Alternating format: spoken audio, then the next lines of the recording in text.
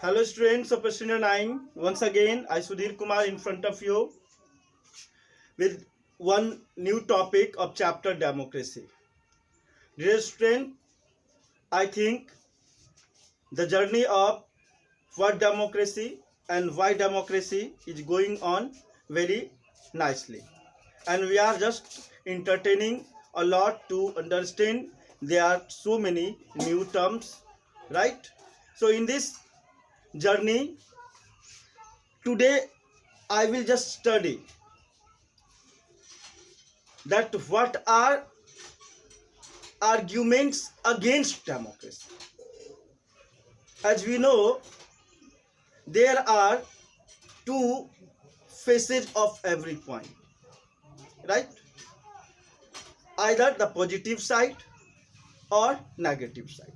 Undoubtedly, if a lot of the positive side, positive impact, advantage of democracy, then definitely be disadvantage, demerits, and the issues of criticisms are also in democracy, right? Whenever we will just discuss and just differentiate the different forms of the government, right? So there are few demerits we just also found in democracy.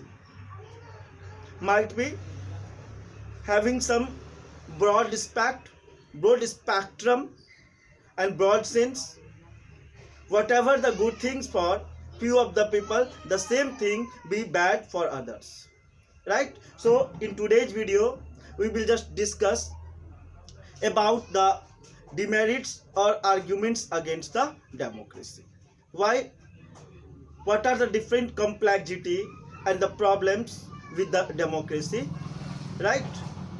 So dear students, whenever you will see the heading of today, argument against democracy, mean points in against of democracy. Democracy के विपक्ष में, democracy के support में नहीं, against में क्या क्या points आती है, डेमोक्रेसी में क्या क्या प्रॉब्लम फेस करना पड़ता है, ठीक है. Whenever you will see the nature of democracy, so the first thing written here, leaders keeps changing in democracy. There is not a fixed government in democracy. In every election, there is possibility of coming new government, and there is possibility of coming up new representatives. Either it may be possible whatever the earlier representative just work and the peoples are not happy with their working during last working time of 5 years, it may be possible in the next election they were just changed by the peoples, right? So it was just seen that in democracy, after every election there is instability of the government, right? Government is not stable. It may be possible whatever the earlier people do not work properly, and next time what the people is elected, if once again they will not work properly, then what will happen? Obviously, once again the people has to suffer with their decisions, right? And by this way, just it is just continued for a long time, then what will happen? So there is a circumstances of instability just found in democratical type of ruling after coming different government, right? So one of the demerit or the argument against a democracy is instability due to changing of leaders. Due to changing of leaders. In one line, just you understand, अगर जो नेता पिछली बार था अगर वो सही काम नहीं किया तो उसके कारण हमने अगले इलेक्शन में दूसरे लीडर्स को वोट दिया, वो भी आकर के एक सही काम नहीं करेगा, फिर हम क्या करेंगे? तो इस परिस्थिति में लोकतंत्र में, डेमोक्रेसी में एक फेस हमें करना पड़ता है। डेमोक्रेटिकल कंट्रीज के सिटीजन्स को ये फेस करना पड़ता है कि वहाँ की गवर्नमेंट स्टेबल नहीं होती है। ठीक है, लीडर्स का बार बार चेंज होने से उस वर्किंग नेचर को हम कंटिन्यू नहीं कर पाते, वर्किंग नेचर को हम समझ नहीं पाते हैं। तो पहला डिमेरिट ये हुआ। सेकंड हम लोग चलते हैं democracy, political competition and power play. Whenever we talk about a lot of ideology, no doubt there are very good ideologies of the democracy. Democracy के बहुत सारे आइडियोलॉजीज हैं, बहुत सारे आसमान किताबी बातें आपको सुनने को मिलेगा कि लोकतंत्र की इम्प्लीमेंटेशन के बाद किसी भी तरह की प्रॉब्लम्स नहीं रहती है। सभी जनता के द्वारा सरकार चुनी जाती है और जनता की भलाई के लिए सरकार काम करती है। निश्चित रूप से अगर हम प्रिंसिपल और थ्योरेटिकल इश्यूज पर बात करें तो आइडियोलॉजी जो डेमोक्रेसी का वो सही है, लेकिन जब प्रैक्टिकली और बिहेवियर में हम आकर के देखते हैं तो डेमोक्रेसी में क्या होता है, सरकार की जो चुनाव होती है वो इलेक्शन के माध्यम से होता है और इलेक्शन में कुछ भी नहीं, इलेक्शन में केवल पावर का गेम है। लीडर्स अपने पावर को, अपने मसल्स पावर को शो करते हैं, अपने वेल्थ पावर को देखते हैं, प्रेस्टिजियस इशूज को लेके चलते हैं। ठीक है, जिसके पास जितनी ताकत है, जितने पैसे हैं, उतना ज़्यादा वोटर्स को अपने फेवर में कर लेता है। तो डेमोक्रेसी का एक प्रैक्टिकल फेस अगर आप देखोगे तो ये पाओगे कि डेमोक्रेसी में मनी और मसल्स पावर का गेम है। डिफरेंट पॉलिटिकल पार्टीज अपने पावर के लिए फाइट करते हैं और अपने पावर के बल पे ज़्यादा से ज़्यादा वोटर्स को अपने फेवर में करके वो अपने इलेक्शन को जीत लेते हैं। और whatever we just see a lot of bad tricks just happening during the election. Different political party चाहे आइडियोलॉजिकली कितने भी पावरफुल और बड़े क्यों ना हो, मैटर नहीं करता है, लेकिन इलेक्शन जीतने के लिए इन किन प्रकार तन मन धन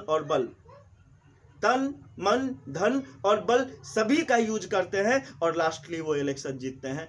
और आप देखोगे कि इलेक्शन के टाइम में कैसे एक पॉलिटिकल पार्टी या एक पॉलिटिकल पार्टीज के लीडर्स दूसरे पॉलिटिकल पार्टीज के लीडर्स को क्रिटिसाइज और कमेंट करते हैं, उसके अच्छाइयों को कभी भी सामने में रिफ्लेक्ट नहीं करते हैं, बल्कि उनके द्वारा केवल क्रिटिसिज्म ही सामने आता है। आप देखते हो, सुनने को मिलता होगा इलेक्शन के टाइम में माँ बेटे की सरकार, बाप बेटे की सरकार। What is this? Means having not space for morality in democracy.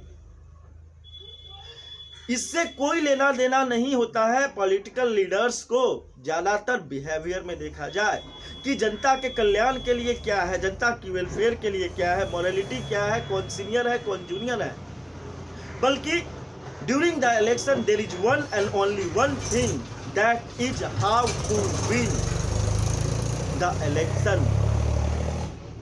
और इलेक्शन जीतने के लिए सारा गेम होता है। तो इलेक्शन मतलब डेमोक्रेसी का एक बहुत बड़ा डिमेरिट ये है कि there is no scope for morality.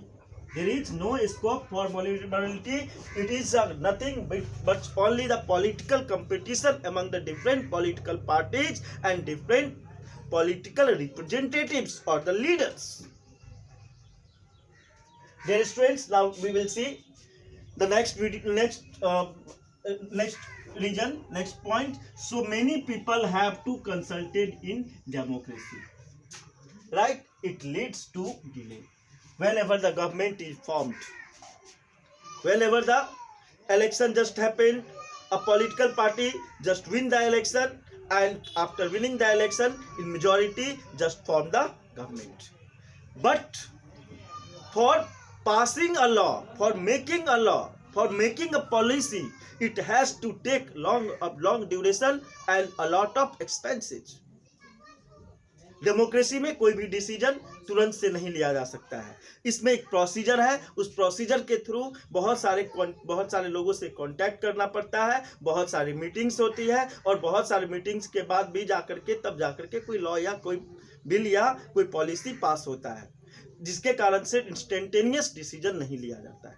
Means there is not possibility of taking right decision instantly.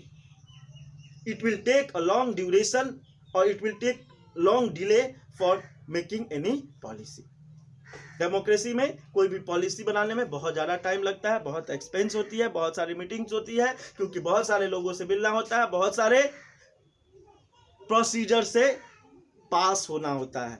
इसलिए डेमोक्रेसी का एक बहुत बड़ा डिमेरिट है कि यह वन ऑफ सडन इंस्टेंट कोई डिसीजन इससे लेना पॉसिबल नहीं होता है। ये एक बहुत बड़ा डिमेरिट है किसका? डेमोक्रेसी का।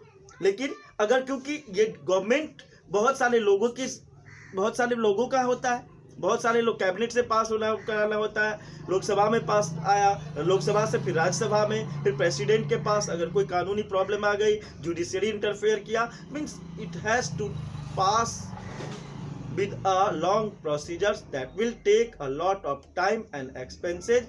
Resultly, there is delay in any decision. Right? Now, next point: elected leaders do not know the best interest of the people, leads to bad decisions. No doubt, it is just said that it is the representative government. Democracy is the representative government. But whenever any political party or any leaders just come into the force or into the power, they will forget whatever the requirement and need of the common people. They will work for their own welfareness and they will just work for the majority of the people. बहुमत लोगों को ध्यान में रख करके, बहुमत majority जिनके vote से उन्होंने जीता है, उसके उनका माइंड में रख करके जो पॉलिटिकल लीडर्स होते हैं और जो गवर्नमेंट होती है वो काम करते हैं।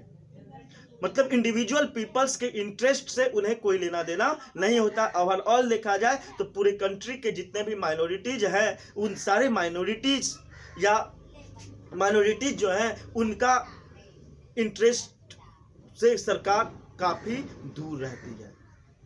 आप देखोगे कि बहुत सारे ऐसे बनते माइनॉरिटीज़ के ध्यान में रख करके रिजर्वेशन का प्रोसीजर है, ये सारा डे बाई डे इम्प्रूवमेंट किया जा रहा है, लेकिन फिर भी a democratical government always just work on the majority of the people or taking welfareness and taking requirements and need of the majority of people.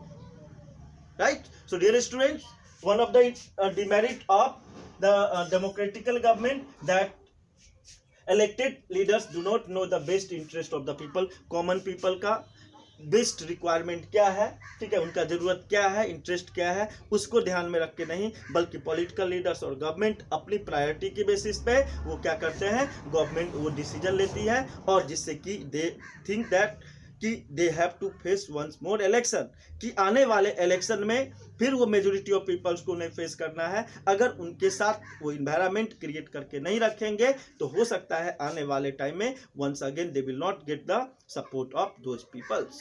ठीक है, तो लोगों के बेस्ट इंटरेस्ट से काफ़ी ये लोग जो होते हैं, ये पॉलिटिकल लीडर्स जो होते हैं वो दूर रहते हैं। नाम के लिए ये जरूर कहा जाता है कि पीपल्स के रिप्रेजेंटेटिव्स होते हैं, लेकिन प्रैक्टिकल बिहेवियर में आप देखोगे तो कितने गरीब लोग, कितने पढ़े लिखे लोग, कितने डिजर्विंग पीपल पार्लियामेंट पहुंच पाते हैं। I think not more than 10 to 20%। 80% leaders just comes from the community of the money power, comes from the community of the muscles power, comes from the luxurious and rich family and dominant peoples, right? अगला topics, अगला points, democracy leads to corruption.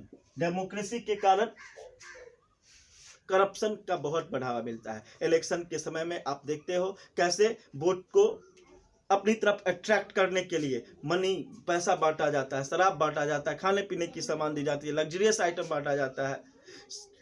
देखते हो गरीब अभी भी बहुत सारे लोग हैं हमारे कंट्रीज में जिनको कि पॉलिटिक्स, डेमोक्रेसी, गवर्नमेंट इसके बारे में कोई जानकारी नहीं है। वो समझते हैं इलेक्शन के टाइम में जो उनको कुछ मिल रहा है, साड़ी, धोती, कपड़ा, कंबल, पैसा, ये सब लेकर के बस वो अपना वोट को बेच देते हैं। तो this is demerit, this is demerit in democracy. और इलेक्शन के टाइम में कॉम्पिटिशन्स के कारण, पॉलिटिकल कॉम्पिटिशन्स के कारण डिफरेंट पॉलिटिकल पार्टीज के बीच में कंपटीशन बन जाता है, होड़ बन जाता है कि हम कितना पैसा बांटें, हम कैसे लोगों को अट्रैक्ट करें जिसके कारण से करप्शन होता है। एक पॉलिटिकल पार्टी दूसरे पॉलिटिकल पार्टी पर आक्षेप करता है, क्रिटिसाइज करता है, ये क्या है? These all are the corruption, right. आप देखते हो कि इलेक्शन के टाइम में बहुत सारे ऐसे न्यूजेज आती है, न्यूज़पेपर में, रेडियो में, न्यूज़पेपर, टेलीविजन में, ठीक है, कि एक पॉलिटिकल पार्टीज ने क्या गलत काम कर दिया, ठीक है, तो उनके eligibility criteria, educational qualification criteria, इन सारे चीज़ का कोई मतलब डेमोक्रेसी में नहीं रहता है। तो डेमोक्रेसी अगर देखा जाए तो करप्शन को बढ़ावा देता है। क्यों? क्योंकि जो पॉलिटिकल पार्टीज जीतता है या जो लीडर्स जीतता है वो आने वाले 5 साल तक इस तरह से वर्क करता है कि आने वाले 5 जन्म तक वो अपने आप को सिक्योर करे, जिसके कारण करप्शन इंक्रीज होता है। आज देखते हो, आपने सुना होगा 2-4-10 घोटाला आप हमेशा सुन लेते होगे, कभी चारा घोटाला, कभी वर्दी घोटाला, कभी जमीन घोटाला। ये सर क्या है? These are the form of the corruptions just doing by any political parties, right? So democracy just enhances and increases the corruptions, right? Based on electoral competitions it is written here। क्यों? खास करके election के time में सबसे ज़्यादा corruptions देखने को मिलता है, सबसे ज़्यादा करप्शंस होती है। Next point, ordinary people do not know what is good for them, they should not decide anything। As I given example right now, as per the rule of the universal adult franchise, each and every people has equal voting rights, one person one vote one values, right?